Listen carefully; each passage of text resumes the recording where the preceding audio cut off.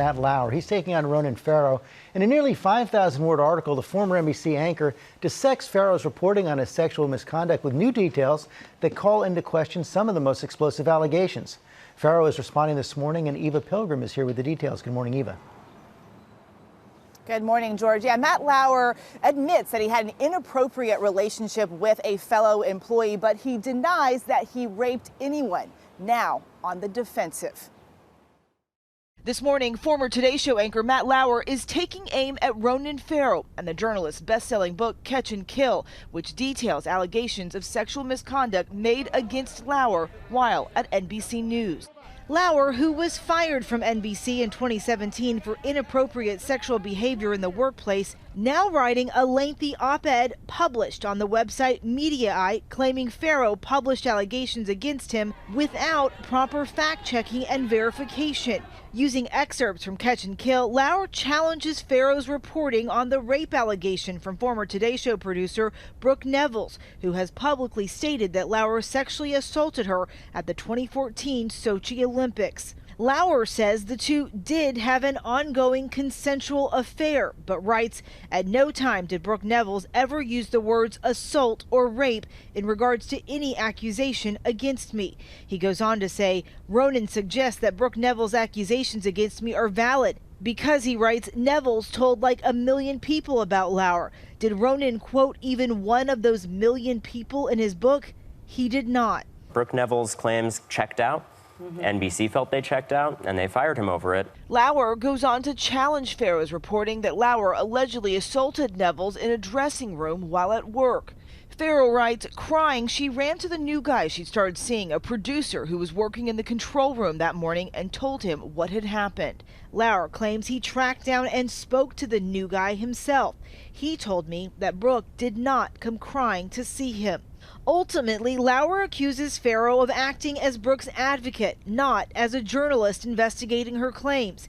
He is breaking a cardinal rule of journalism. He has come to a self-serving conclusion first, and then he sees everything through the prism of that assumption. Lauer also criticizes Farrow's sourcing. Ann Curry, who was Lauer's former co-anchor and is depicted in Catch and Kill as knowing about a separate incident involving Lauer and a different Today Show staffer.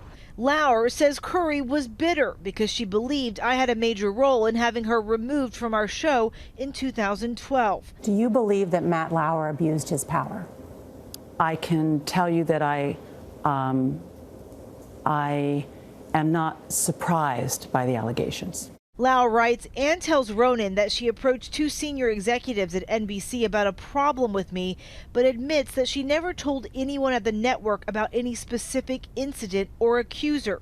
Ronan never names either of those senior executives at NBC, nor does Ronan offer confirmation or quotes from either. Lauer says he was motivated to publish his side of the story after a recent New York Times article critiqued Farrow's investigative work, claiming that until now, many in the media perceived Farrow's work as inherently beyond basic questioning. Lauer claims basic journalistic standards were ignored because of a desire to sell books, and challenges a comment Farrow made about his process in an interview on GMA. So if he or his allies were to say that you didn't fact-check those claims? Extensively fact-checked, as with everything in this book. Farrow continuing to stand by his reporting, tweeting, Matt Lauer is just wrong.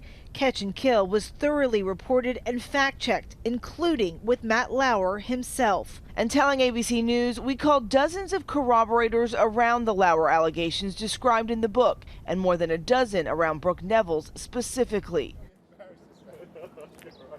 And we reached out to NBC, Matt Lauer, Ronan Farrow, Brooke Nevils, and Ann Curry. They all declined our request to be interviewed for this story. Michael. All right, thank you for that, Eva. Well, hey there, GMA fans. Robin Roberts here. Thanks for checking out our YouTube channel. Lots of great stuff here. So go on, click the subscribe button right over here to get more of awesome videos and content from GMA every day, anytime. We thank you for watching, and we'll see you in the morning on GMA.